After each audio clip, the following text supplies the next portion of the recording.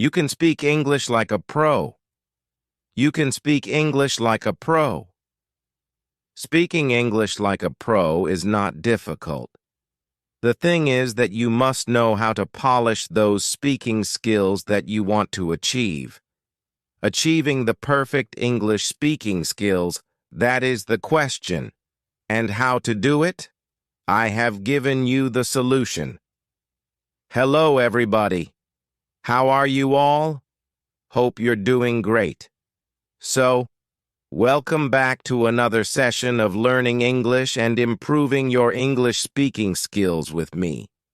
Today's session is going to be really important because I'm going to tell you how to speak English like a pro. How to speak English like a pro. Because speaking is the most important part of any language. We might know a lot of grammar and vocabulary, but if you can't apply it, that is, if you can't speak fluently, then it's of no use. Speaking is the area, the skill, that is the most difficult to learn and become perfect in.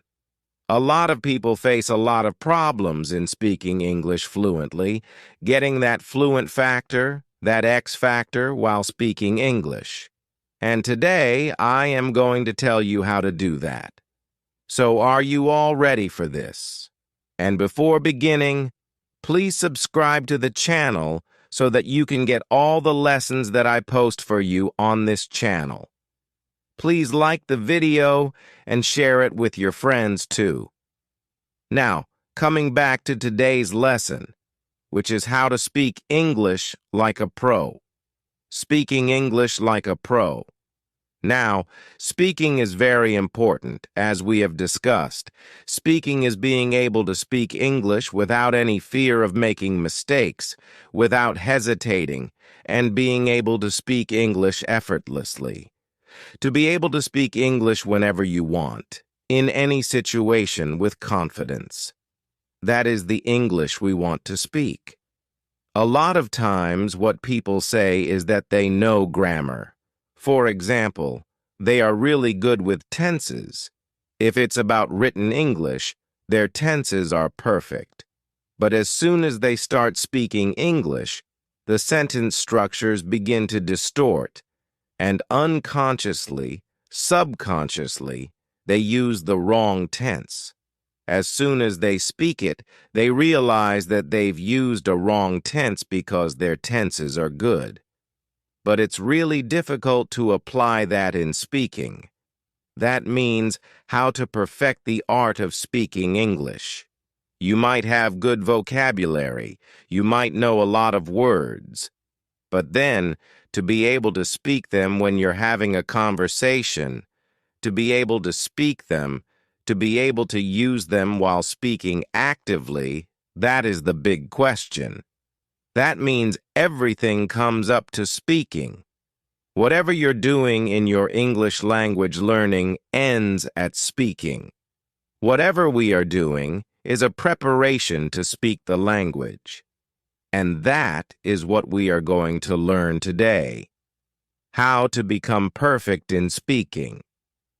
You might be perfect in a lot of skills, but if the speaking part is not strong, then this is the video for you. Speaking. Let's begin with all the techniques that I want to tell you to become a pro in English speaking.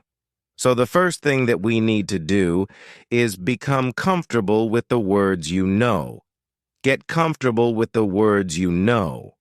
Now, you must know a lot of words. You are learning English.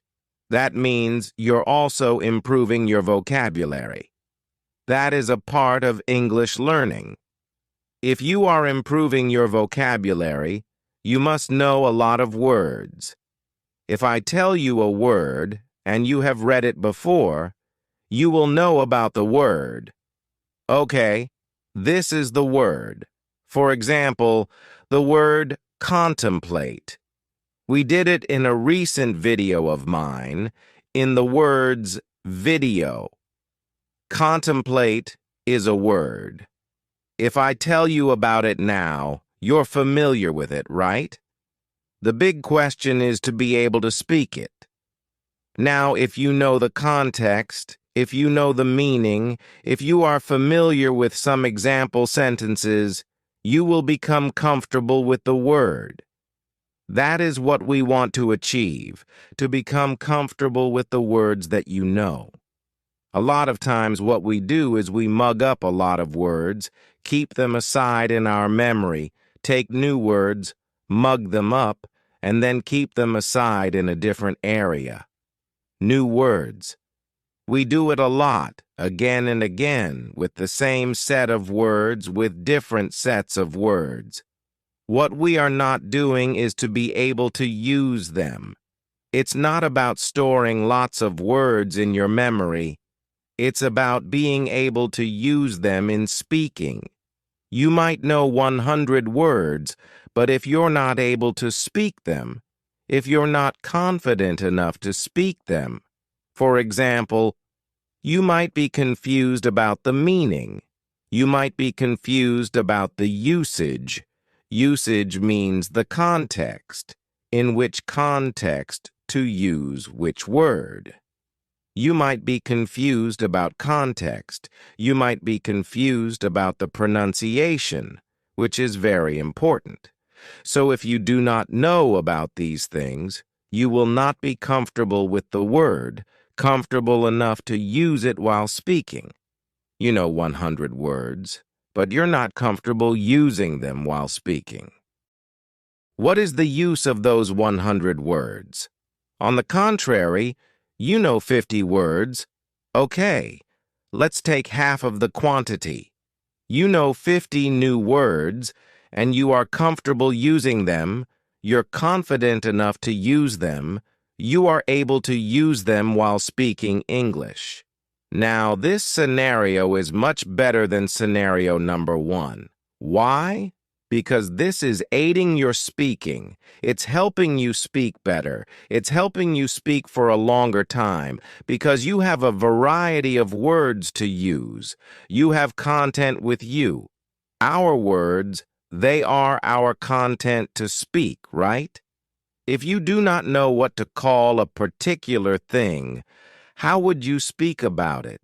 If you do not know particular vocabulary, vocabulary for some action verbs, vocabulary for some names, anything, your feelings, what you're feeling, you do not know how to name it in English, how would you speak? That means vocabulary is important, and you have to get comfortable with the vocabulary that you're learning. Now, getting comfortable with that word is very important. So you must know the meaning, you must know the context, which is very important. You must know the context, the correct pronunciation, and some example sentences that you have spoken out loud. So take up the word. Speak it 3 times at least. When you learn a word, speak it out loud 3 times, 4 times. Take up the example sentences, speak them out loud. Okay? Out loud. So speak them out and practice. This will help you become comfortable with that word. This will help you develop a memory of that word, how to speak it, your muscle memory, your mind memory, right? So this is very important. This will become an active part of your memory, active vocabulary. So get comfortable with the words that you know, and you'll see a huge difference in the way you speak English. Now, number 2. Number 2 is, don't just practice, speak. Do not just practice, speak. Speaking is very important. Now, I'm saying don't just practice, speak. Well, I'm talking about your speaking practice. Do not just do your speaking practice, but actually speak English in a real-life situation. That is very important. A lot of times, people do lots and lots of speaking practice. They are doing it, but then they are not applying it anywhere in the real-life situation. They are hesitant. See, you have to take that first step. I know it's going to be difficult. It will not be easy. You might have second thoughts. You might think, okay, let me get a little bit better. Let me do some more practice, and then I'll try speaking English in the real-life world. This doesn't work like that. You have to go out and speak. That is the thing. You're doing your speaking practice. That is like a test drive. You are learning how to drive, right? You're learning everything, learning how to drive, and then you are in this particular driving school. You are in this field where you are free to do whatever you want, practicing. You have done everything. Now, when the first time you're going to go on to that road, this is the real-life situation. You have different feelings. Even if you felt like a pro while practicing in that field, which was empty, or maybe full of same people like you who were learning how to drive, you had so much space. Everything was according to your comfort level, wasn't it? But then, when you are going to a highway, now it's the real life. You'll have different feelings. You might feel like, okay, this is something that I need to do differently. What will happen? You'll have second thoughts. Same thing happens here in speaking English. You are just doing a test drive when you are practicing. It's just your practice driving. Practicing English, the real race begins when you speak in the real-life situation. That is the real race. That is the real situation, and you have to face it. But once you start speaking in the real-life situation, you'll gain confidence because you have a backup. You are constantly practicing. You are speaking. You know that one day you're going to speak so fluently, absolutely fluently, and you are achieving that goal. You can see those steps, the steps that you are taking, the steps of improvement, right? You can see that, and that is what we want. So do not just practice. Don't do just your speaking practice sitting in your room speaking out loud. That's very important, but at the same time, you have to also speak in real-life situations, so do not forget to do that. Speaking in real-life situations, now see, technique number 3 is to listen, listen, and listen some more. That is, listen, listen, listen. That's it. Listen. See, the first step of speaking English is not speaking. A lot of people think that speaking is the first step. I also tell you to speak from day one, but if you want to speak from day one, you need to listen first. Listening is very important. If you do not have any kind of model, how would you speak? You know your native language because you've listened to a lot of good models of that language. You've heard it from birth, right? From your birth. A baby, when that baby is born, right from the birth, the baby listens to those sounds, the sounds of his or her native language. Constant listening model, can you see? So much intake of information through the ears. The person is listening constantly until that baby reaches school at the age of 4 or 5, the preschool, that is. So, till that time, that child is listening to so much stuff in the native language, so much stuff. That means listening is important to understand a language and then to speak a language. Why is listening important? When we are speaking, we're producing sounds. If we do not listen to good models of those sounds, how are we going to produce those same sounds? It's going to be difficult. That means the more you listen to a language, the more fluent you'll become in speaking. The more you listen to good English, the more it's going to stay there with you in your mind.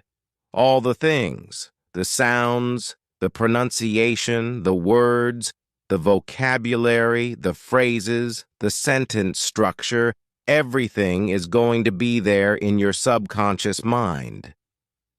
The more you listen to English, the more it will become comfortable for you to speak English. Plus, you'll get so much content, and this is going to be like natural training for you in English. Naturally, you're acquiring the language. The most natural way to acquire a language is through listening to that language a lot. Listen to it. Listening is very important because, again, it's not about written language. We're not just writing it. No, we are speaking it. And speaking means, like I've told you, to produce sounds, pronunciation, your intonation, the stress, the rhythm. Everything matters a lot. And that particular thing comes from listening to a language. The more you listen, the more you are able to understand the language, the pronunciation, everything. Your brain automatically tells you that you have to speak now. You've listened to so much, you have gained so much input, now it's time for the output. So you have to gain input through listening a lot. Listening is very important because it's about speaking. We're right now talking about speaking. You have good grammar. You might have so many words with you. You might have learned a lot of vocabulary. You know about grammar. You have read a lot of things. Everything has been done. Now, this is the time to polish the speaking skill because all of the other skills are now there with you. But this skill, the skill that is an art, is still left to be polished. And for this, you have to listen. Listen to good English. Listen to good models of English. You can listen to either a professional who speaks English, or you can listen to any native person who speaks English. That means you can listen to a lot of English interviews if they are a good source of English, if the person is absolutely fluent in English. You can listen to them. If a person is a professional, that's the work of that person to speak in English. You can listen to that person. If you are watching a movie in English, obviously there are native people in there, the actors and actresses and all that. So yes, that is a good model of English for you. Listening to songs, that's a good model of English for you. So, good models of English. Listening is absolutely important if you want to speak English fluently. Now, tip number 4, the last technique is to train your subconscious mind for English. Training your subconscious mind is important because it is our subconscious mind that picks up a language and makes it easy for us to speak that language. So basically, your subconscious mind is trained for your native language. It's naturally trained for your native language.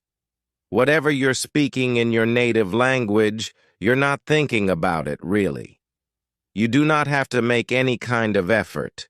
You do not have to search for proper words. You do not have to search for a context. You know which word to use in which context. If this particular word is polite, if this word is rude, if this word is humorous, you know it when it's your native language. You know which word to use in which context, and it comes so naturally. If you want to show surprise, that will come naturally to you. If you want to show shock, that will come naturally to you. If you want to show sarcasm, that will also come naturally to you in your native language. Now, the same level of comfort, same level of ease, must be achieved in the English language. And once you achieve it, you'll become fluent in the English language. You'll speak English effortlessly. You'll speak English fluently if your subconscious mind is trained enough for the English language. Because now, you don't have to make any effort for it every single time you want to say something. You will not be thinking about it first. No, you won't be thinking about it first. You won't be searching for a sentence structure. You won't be searching for a particular word, a phrase. You would not translate it. Sometimes it happens. Sometimes the reaction comes in our native language, and then we translate, and that is a particular problem area. And this creates a lag, a kind of gap between thinking and speaking. And that is what we have to eliminate so that it comes to you naturally. You can speak English in a natural way, an absolute natural way.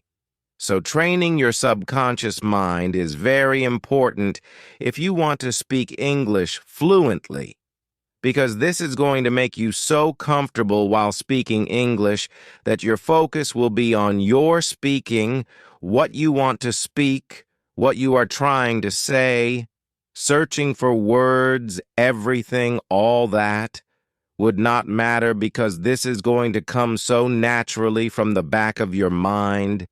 Everything will be retrieved from your memory in just the click of your finger. That would happen. So train your subconscious mind. So these were the 4 techniques, 4 solutions through which you can speak English like a pro. Speaking English like a pro is not difficult. The thing is that you must know how to polish those speaking skills that you want to achieve. Achieving the perfect English speaking skills, that is the question. And how to do it? I have given you the solution. If you apply it, you will speak English absolutely fluently. So, that's it for today. That is it. I'm going to meet you again in a new lesson. Till then, everybody, take care and bye.